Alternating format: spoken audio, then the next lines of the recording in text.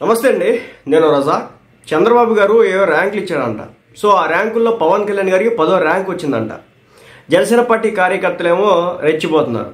ఏంటి పవన్ కళ్యాణ్ గారు అటవీ శాఖ మంత్రిగా, అదేవిధంగా రోడ్లు నిర్మించడంలో కావచ్చు, అదేవిధంగా వాటర్ సప్లై విషయంలో కావచ్చు, గుడివాడ లాంటి పరిసర ప్రాంతాల్లో తాగునీటి సమస్యతో ఇబ్బంది పడుతూ ఉంటే వాళ్ళందరినీ ఆదుకోవడంలో కావచ్చు, రాష్ట్రం మొత్తం కూడా రోడ్ల నిర్మాణం చేయించడంలో కావచ్చు కీలక ముందడుగు వేస్తూ ఉంటే, ఈరోజు వచ్చేసి నారా చంద్రబాబు నాయుడు గారు పవన్ కళ్యాణ్ గారికి 10వ ర్యాంక్ ఇవ్వడం ఏంటని చెప్పేసి చాలా గట్టిగానే ఫీల్ అవడం అయితే జరుగుతుందన్నమాట.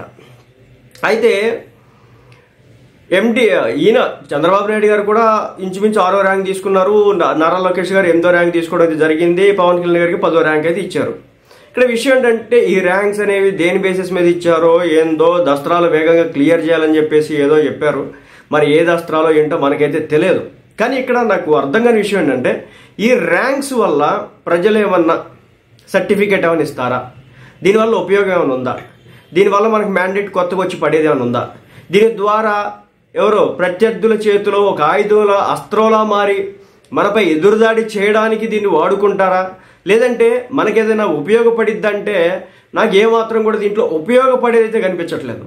ఇది వైసీపీ పార్టీ వాళ్ళో మరే పార్టీ వాళ్ళో మీ పని బాగోలేదని చెప్పేసి ఏకంగా సీఎం చంద్రబాబు నాయుడు మీకు తక్కువ ర్యాంకులు ఇచ్చాడని చెప్పేసి ఒక ప్రొజెక్షన్ ఇవ్వడానికి తప్ప ఎందుకు పనికొచ్చిద్ది అనేది కూడా అర్థం కానటువంటి పరిస్థితి. ఒకవేళ ఇచ్చుకున్నారు చంద్రబాబు నాయుడు గారి కింద ఆయన ముఖ్యమంత్రి అయినప్పటికీ కూడా ఆయన పార్టీ నుంచి దాదాపు కొంతమంది మంత్రులు అయితే ఉన్నారు.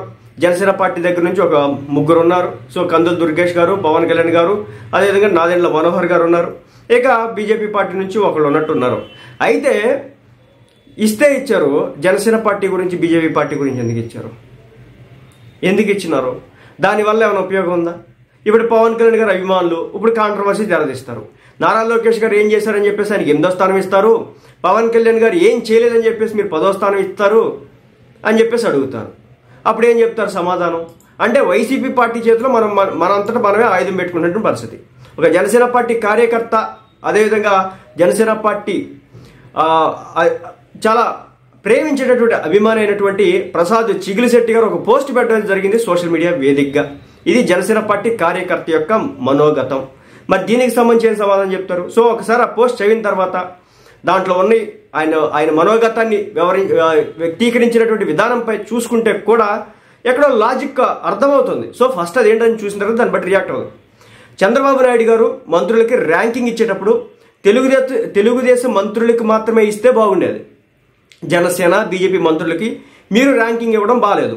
సీఎం ఆఫీస్కు వెళ్ళిన మంత్రిత్వ శాఖల ఫైళ్లు మీరు కాకుండా మీ అబ్బాయి ఎందుకు రివ్యూ చేస్తున్నారు అనేది కూడా చెప్తే బాగుండేది. మరి ఏ సోర్స్ ద్వారా తెలిసిందో నాకైతే తెలియదు.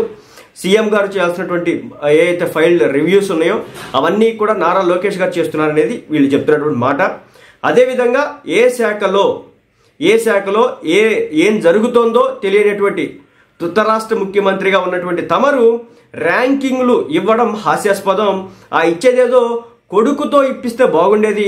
రాష్ట్ర ప్రయోజనాలు, రాష్ట్ర నిర్మాణం కోసమే కూటమికి ప్రజలు అఖండ మెజారిటీతో అధికారం అయితే కట్టబెట్టారు. ప్రజలు పవన్ కళ్యాణ్ గారి కోసం పోలవరం మొదలు కేంద్రం నుంచి నిధులు తీసుకొస్తూ, అంటే పవన్ కళ్యాణ్ గారు పోలవరం దగ్గర నుంచి, కేంద్రం దగ్గర నుంచి అన్ని రకాల నిధులు తీసుకొచ్చే ప్రయత్నంలో ఉంటే ఆగిపోయినటువంటి రాష్ట్ర అభివృద్ధిని పట్టాలెక్కిస్తే మీరేమో మీ కొడుకు సీఎం ఆఫీస్ అప్పచెప్పి రాష్ట్రం కన్నా మీకు మీ కొడుకే ఎక్కువ అని చెప్పేసి, ఆ తర్వాత రాష్ట్రం అని చెప్పేసి చెప్తున్నారని చెప్పేసి జనసేన పార్టీ అభిమాని, వీరాభిమాని మాట్లాడడం అయితే జరుగుతుంది. జనం అన్నీ గమనిస్తున్నారు. తీరు మారకపోతే వారికి ఏం చేయాలో బాగా తెలుసు. కేంద్రం ఇచ్చినటువంటి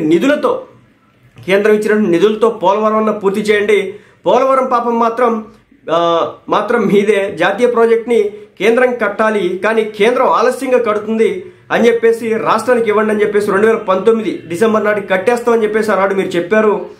కేంద్రం నుంచి 2014లో మీరు తీసుకున్న దాన్ని 10 ఏళ్లైనా కానీ ప్రాజెక్టు ఎప్పటి వరకు పూర్తవుతుందో తెలియని పరిస్థితి. ఆనాడు రాష్ట్రానికి చేసినటువంటి పాపాన్ని ఈనాడన్న ప్రక్షాళన చేయండి. సీఎం మారితే కాంట్రాక్టర్ మారుతున్న పోలవరానికి డ్రామాలకి శాశ్వత ముగింపు పలకండి అని చెప్పేసి ఒక జనసేన పార్టీ కార్యకర్త ప్రశ్నించడం జరుగుతోంది. మరి దీనికి సంబంధించి మరి టీడీపీ వాళ్ళు ఏం సమాధానం చెప్తారో చూడాలి. ఎందుకంటే డిసెంబర్ వరకు దస్త్రాల క్లియరెన్స్ లో మంత్రుల పనితీరు ముఖ్యమంత్రి చంద్రబాబు మంత్రివర్గ సమావేశాలు వెల్లడించారు. తాను 6వ స్థానంలో ఉన్నట్టు సీఎం చెప్పారు. దస్త్రాలు వేగంగా క్లియర్ చేయాలని చెప్పేసి మంత్రులకు సూచించారు. ఇక మంత్రులకు సీఎం చంద్రబాబు కేటాయించినటువంటి ర్యాంకులు చూస్తే ఎండి ఫరూక్ వచ్చేసి నెంబర్ 1 పొజిషన్లో ఉన్నారు. నెంబర్ 2లో కందులు దుర్గేష్, 3లో కొండపల్లి శ్రీనివాస్, 4th ప్లేస్లో నాదెండ్ల మనోహర్, 5th ప్లేస్లో డోలా బాల వీరాంజనేయ స్వామి, 6th ప్లేస్లో సీఎం చంద్రబాబు, 7th ప్లేస్లో సత్యకుమార్, 8th ప్లేస్లో నారా లోకేష్, 9th ప్లేస్లో బీసీ జనార్దన్ రెడ్డి, ఇక 10th ప్లేస్లో deputy CM Pawan Kalyan, 11th ప్లేస్లో సవిత, 12th ప్లేస్లో కొల్లు రవీంద్ర, 13th ప్లేస్లో గొట్టిపాటి రవికుమార్, 14th ప్లేస్లో నారాయణ, 15th ప్లేస్లో టీజీ భరత్, 16th ప్లేస్లో ఆనం రామనారాయణ రెడ్డి, 17th ప్లేస్లో అచ్చెన్నాయుడు, అదేవిధంగా 18th ప్లేస్లో రామ్ ప్రసాద్ రెడ్డి, 19th ప్లేస్లో గుమ్మడి సంధ్యారాణి, 20th ప్లేస్లో హోమ్ మినిస్టర్ అయినటువంటి వంగలపూడి అనిత, 21th ప్లేస్లో అనగాని సత్యప్రద, 22 నిమ్మల రామానాయుడు, 23 కొలుసు పార్థసారథి, 24 పయ్యావుల కేశవ్, ఇక లాస్ట్గా వచ్చేసి 25th వచ్చేసి వాసంశెట్టి సుభాష్గా ఈ ఫైల్ క్లియరెన్స్కు సంబంధించినటువంటి మంత్రిత్వ ర్యాంకుల్లో అయితే చంద్రబాబు నాయుడు గారు ఇచ్చినట్టయితే తెలుస్తోంది. సో మొత్తానికి ఇది మరో కాంట్రవర్సీకి అయితే దారితీస్తుంది. పవన్ కళ్యాణ్ గారి ర్యాంకును మీరు ఏ విధంగా నిర్దేశిస్తారని చెప్పేసి వాళ్ళు అడుగుతారు. కార్యకర్తలు ఇది ఈ విధంగా క్వశ్చన్ చేస్తారు. ఈ అనవసరమైన కంపును రేపుకునే బదులు సైలెంట్గా ఉండడం ఉత్తమంగా అనిపిస్తుంది. ఎందుకంటే ఎవరైనా సర్టిఫికెట్ ఇవ్వాలా, జనం సర్టిఫికెట్ ఇవ్వాలా, ఇది జనానికి చూపించి ఏమడుగుతారు మీరు వెళ్ళి? ఇదేమన్నా మీరు ఏదైనా పథకం అమలు చేసి ఈ పథకం బాగుందా లేదని చెప్పేసి అడగాల్సింది పోయి దస్త్రాల క్లియరెన్స్లో కూడా సర్టిఫికెట్ ఇచ్చి ర్యాంకుల వైజ్ మీరు చూపిస్తూ ఉంటే దీనివల్ల ఎవరికి ఉపయోగం? ప్రత్యర్థుల చేతిలో వాళ్ళ చేతిలో ఆయుధాలు పెట్టి పవన్ కళ్యాణ్ నీ పొజిషన్ 10, నారా లోకేష్ నీ పొజిషన్ 8, చంద్రబాబు నాయుడు నీ పొజిషన్ 6 అని చెప్పేసి అడిగించుకోవాలా? అలాంటి పరిస్థితి అవసరమా అని చెప్పేసి చివరాఖరికి తోటి పార్టీ కార్యకర్తలే ప్రశ్నిస్తున్నటువంటి పరిస్థితి. ఏదేమైనప్పటికీ కూడా జనసేన పార్టీ కార్యకర్తలైతే దీని విషయంలో ఏమాత్రం కూడా సానుకూలైతే నాకు కనిపించలేదు. చెప్పా కదా, నేను బహిరంగంగానే ఒక జనసేన పార్టీ కార్యకర్త మాట్లాడాడు. ఎందుకంటే దీని గురించి నేను ఎందుకు చెప్పినానంటే ప్రసాద్ చిగిలిశెట్టి గారి గురించి జగన్మోహన్ రెడ్డి గారు ఉన్న టైంలోనే ఏకిపారేసినోడు. అదేవిధంగా జనసేన పార్టీకి నష్టం జరుగుతుందంటే నష్టం చేసేవాడిని ఏకిపారేసేటోడు.